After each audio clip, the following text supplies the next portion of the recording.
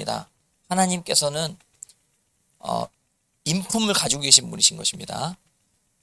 그 많은 사람들이 하나님을 자기 마음대로 이렇게 상상하면서 이렇게 하나님을 생각을 하는 것입니다.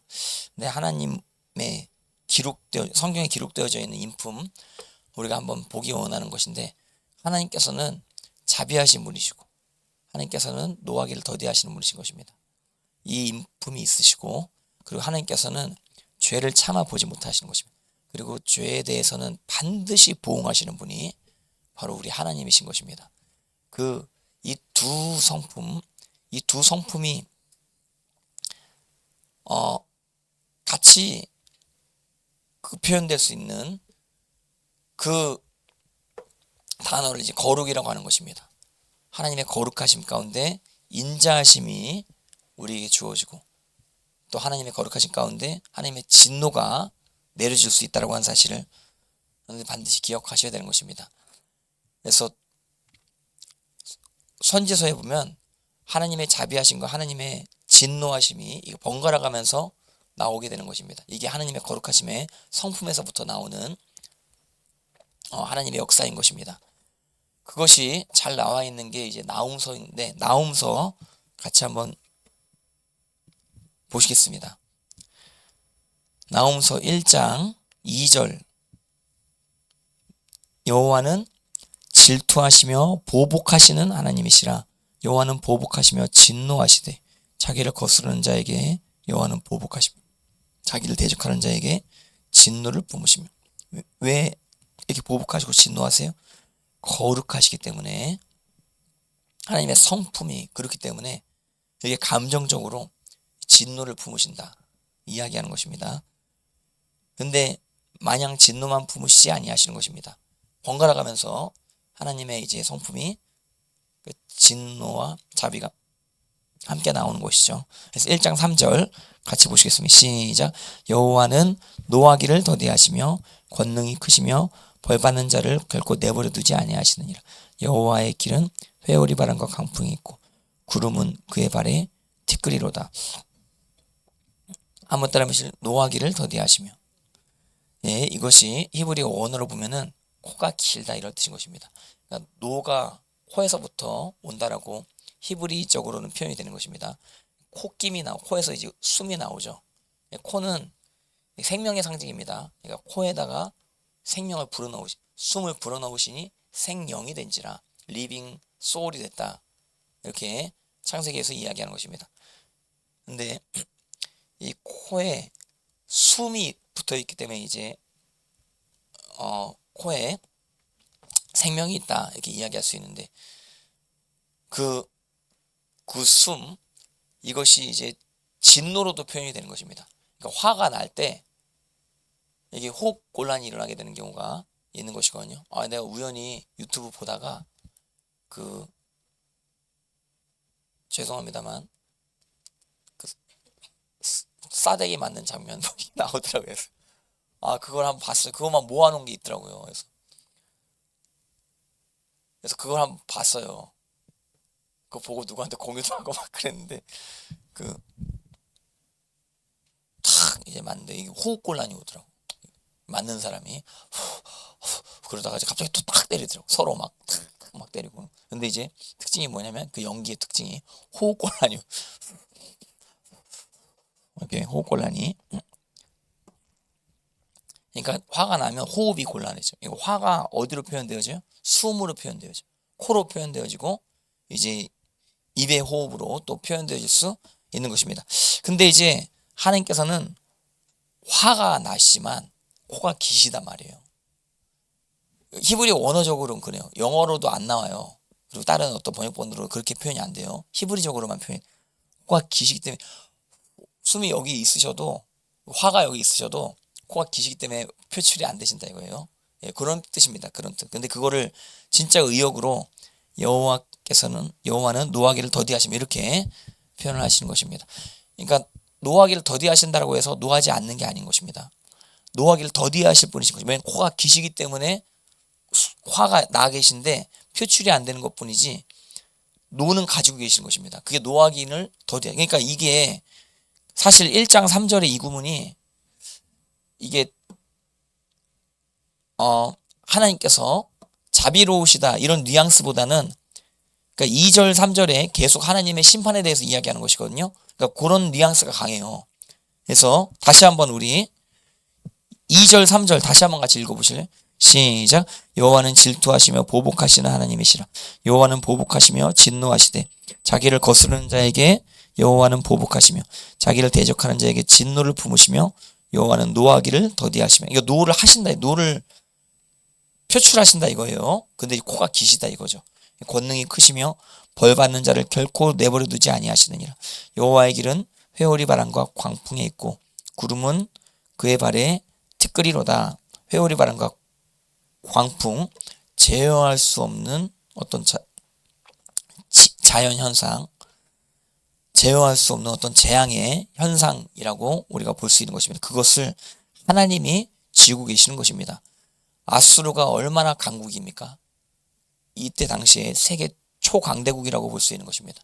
근데 그 초강대국 아수르, 또 니느웨도 하나님 앞에는 초계와 같은 것입니다. 하나님의 광풍 앞에서는 날아가는 먼지와 같은 것입니다. 이 땅 가운데 아무리 어떤 기득권자들이 있다고 할지라도, 어떤 힘이 센 권력자들이 있다고 할지라도 그들은 하나님의 광풍 앞에 초계와 같습니다. 그들은 하나님의 바람 앞에 먼지와 같습니다. 그들은 하나님의 발의 티끌보다도 못한 자들일 수 있는 것입니다. 그래서 하나님 앞에 경배하며 하나님을 두려워하는 정치인들이 되어줘야 되는데 정치인들이 그러지 못하죠. 그러니까 그 모든 정치인들은 하나님의 심판의 사이클에 다 들어갑니다. 권력을 잡는 듯 하나 이제 결국에는 멸망당하게 되는 그런 수순으로 하나님께서 그렇게 이끌어 나가시는 것입니다. 지금 그 잠실에 청년들이 부정선거 반대 이렇게 외치면서 그 가운데 24시간 계속 이제 지키고 있는데, 근데 거기에 있는 사람들을 공권력으로 지금 해산시키려고 하는, 그들에게 폭력적인 어떤 공권력을 행사하려고 한다라고 하는 그런 어떤 흐름들이 막 표출이 되는데, 지금 이런 사태가 오게 되기까지 누가 제일 잘못했어요? 선관위와 정치인들이 제일 잘못한 거 아니에요?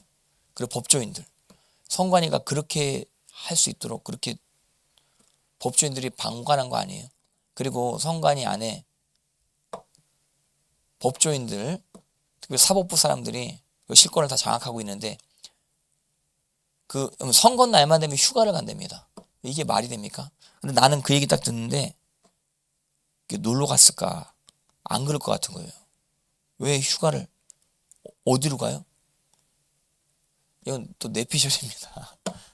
내가 거기 직접 따라가 보진 않았기 때문에. 근데 과연 진짜 놀러 갔을까? 나는 그런 생각이 안 들더라고요. 왜냐면 굉장히 중요한 때거든요. 자기 지들 입장에서도. 근데 어쨌든 이런 어떤 의심이 많이 드는 상황 가운데 청년들이 나와가지고 진실을 외치고자 그렇게 모였는데, 그거를 강제로 해산한다. 만약에 이제 그 모임에, 시위대 모임에 뭐 동참하고 하면 폐가 망신한다? 이런 얘기를 서울 경찰청장이 했다고 하는데, 그것도 되게 유치합니다. 진짜 어떻게 언어를 선택해도 무슨 국민들한테 폐가 망신한다. 이게 말이 됩니까? 이것도 되게 비성경적이에요. 어떻게 폐가 망신하게 지가 할 수 있습니까? 연좌제 할 거예요? 그 죄가 있으면 잡으려면 한 사람만 잡아요. 그리고 죄가 있는 사람도 아니고 그렇게 겁박을 하는. 그러니까 이건 뭐냐면 지들이 두려워하고 있는 거예요. 그러니까 말이 헛나오는 거예요. 공식적으로 말을 하는데 폐가 망신한다. 자기가 그 말 들어봐. 그 기분이 좋은가? 똑같이 얘기해 볼까요? 여기서 참겠습니다. 아무튼 자꾸 이제 확장이 되고 막 하다 보면 내가 또 폭발합니다. 노가 이제 내 코 속에 있어야 되는데 자꾸 나는 이제 노가 코 바깥으로 자꾸 나오면 호흡곤란이 지금 오고 있는 것입니다. 아무튼 그 하나님은 전능하십니다. 그래서 1장 4절 보시면 그는 바다를 꾸짖어 그것을 말리시며 모든 강을 말리시나니 바산과 갈멜이 쇠하며 레바논의 꽃이 시드는도다. 하나님의 위험 가운데 그 모든 자연이 반응을 하는 그런 어떤 상황에 대해서 이야기하는 것입니다. 그래서 6절 시작. 누가 능히 그의 분노 앞에 서며 누가 능히 그의 진노를 감당하려. 그의 진노가 불처럼 쏟아지니 그로 말미암아 바위들이 깨진도다. 이 위험 앞에 아수르는 티끌과 같다 이거예요. 이 위험 앞에 대한민국 가운데 악한 정치인들, 악한 세력들은 티끌과 같다 이거예요. 진짜 하나님 앞에 아무것도 아닌 거예요. 아무것도 아닌 거예요. 그리고 우리에게 하나님을 의지하는 자에겐 하나님께서 반드시 도움을 주시는 것입니다. 그래서 1장 7절 8절 같이 보시겠습니다. 시작. 여호와는 선하시며 환난 날에 산성이시라. 그는 자기에게 피하는 자들을 아시느니라. 8절. 그가 범람하는 불로 그것을 진멸하시고 자기 대적들을 흑암으로 쫓아내시리라. 할렐루야. 그리고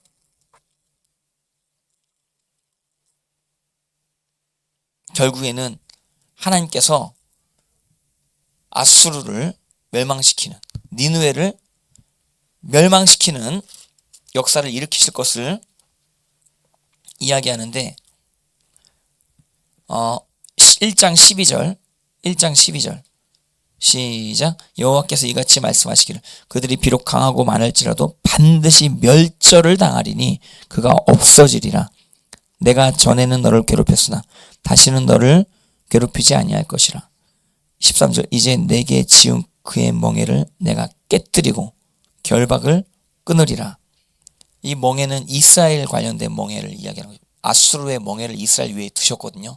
왜냐하면 이스라엘이 반역하고 타락하고 우상숭배함으로 하나님이 그것을 허락하신 것입니다. 근데 그런 가운데 하나님께서 그 모든 멍에들을 제하여 버리시겠다 말씀하시는 것입니다. 이게 하나님의 그 거룩의 성품이 이렇게 드러날 때가 있고 저렇게 드러날 때가 있는 것입니다. 어떨 때는 하나님의 심판의, 하나님의 진노의 역사가 나타날 때가 있고 하나님의 구원의 때가 나타날 때가 있는 것입니다. 근데 반드시 이 흐름 가운데 하나님의 구원의 때가 나타날 때는 이스라엘 백성들이 회개하게 되어질 때, 마음이 가난하게 되어질 때 하나님께서 구원의 역사를 일으키신다라고 하는 사실을 반드시 기억하시기 바랍니다. 우리 인간이 참으로 그 나약한 존재인 게 자꾸 까먹어요. 그러니까 내가 하나님 앞에 어떤 상황 가운데 어떻게 용서함 받고 어떻게 지금 쓰임 받고 있는지 까먹고, 그러니까 조금 이제 쓰임 받다 보면은 자기가 잘난 줄 알아. 그리고 이제 금방 또 그 교만한 가운데 또 곁길로 가게 되는 어떤 그런 상황들, 여러분 반드시 잊지 마셔야 될 것이 하나님께서 우리를 쓰시는 게 우리가 처음부터 의로워가지고 쓰신 것이 아닌 것입니다. 하나님께서 처음에 자비를 베푸시고 은혜를 베푸셨기 때문에 우리가 이렇게 하나님께 쓰임받을 수 있다라고 하는 사실을 항상 기억해야 되는 것입니다. 그러니까 첫사랑을 기억하라. 이게 무슨 뜻이에요? 첫사랑이 뭐냐면 이게 죄사함의 은혜 가운데 하나님 앞에 헌신했던 그런 때를 이야기하는 것이거든요. 그 감격 가운데 내 전심 모든 것들을 드리기 원합니다 하는 그 태도를 이야기하는 것이거든요. 근데 수많은 교회들이 에베소 교회처럼 됩니다. 그러니까 처음 사랑을 잊어버립니다. 사역에 치중하다 보니까 그 가운데 이제 뭐가 문제예요? 자기 의의가 드러나는 게 문제인 것입니다. 신명기에 보면은 이스라엘 백성들한테 가나안 백성들을 너희들이 멸절시킬 때, 가나안 백성들에게 승리가 주어지게 될 때 너희들이 잘나서 너희들이 의로워서 그렇게 이기는 줄 생각하지 말라고 하나님 말씀하신 것입니다. 그 가나안 백성들의 죄악이 관영했기 때문에 하나님께서 이스라엘 백성들을 은혜 가운데 쓰셔서 그들을 가나안 땅으로 인도하시는 것에 대해서 그것을 잊지 말라고 하나님 말씀하시는 것입니다. 그래서 우리도 잊지 말아야 될 것이 우리의 의로움이 시발점이 돼서 우리가 하나님께 쓰임 받는 것이 아니라 우리가 하나님의 자비하심 가운데, 하나님의 인자하심 가운데 우리가 회개하게 되어짐으로 하나님 앞에 쓰임 받게 되어진 것이라. 이것은 전적으로 하나님의 역사하심이었었던 것이었습니다. 하나님의 자비하심이었었던 것이었습니다. 그래서 사역자들이 반드시 경배 가운데 나가야 될 줄 저는 믿습니다. 하나님을 높여야 됩니다. 이 모든 것들이 다 하나님 때문입니다. 하나님이 하십니다 하면서 우리의 모든 상황들을 주님께 맡기고 하나님께 감사하는 인생 되어져야 될 줄 믿습니다. 여러분들도 오늘 하나님을 찬양하고 예배했습니다. 하나님이 함께 하십니다. 하나님이 역사하십니다. 여러분들 하나님 앞에 첫사랑 항상 기억하시고 주님 앞에 감사 찬송이 여러분들 입술에 넘쳐나시는 하루 되어지시기를 주님의 이름으로 축복합니다. 할렐루야. 그래서 이제 완료형으로 이제 전환되어지는 그게 14절인 거예요. 14절. 나 여호와가 내게 내 명령하였나니 내 이름이 다시는 전파되지 않을 것이라. 내가 내 신들의 집에 서새기는 우상과 본 우상을 멸절하며 내 무덤을 준비하리니 이는 내가 쓸모없게 되었다. 그리고 악인이 진멸 15절에 보시면 악인이 진멸되었다. 그가 다시는 내 가운데로 통행하지 아니하리로다. 완료형과 미완료형이 번갈아 가면서 표현되어지게 되는 것입니다. 구약 성경에 이제 히브리어 표현 미완료, 완료를 번갈아 가면서 쓰면서 예언적 완료가 선포되어지는 그런 흐름들 여러분들 시편에서 많이 저와 같이 공부를 했습니다. 여러분들 하나님께서 말씀하시면 그대로 됩니다.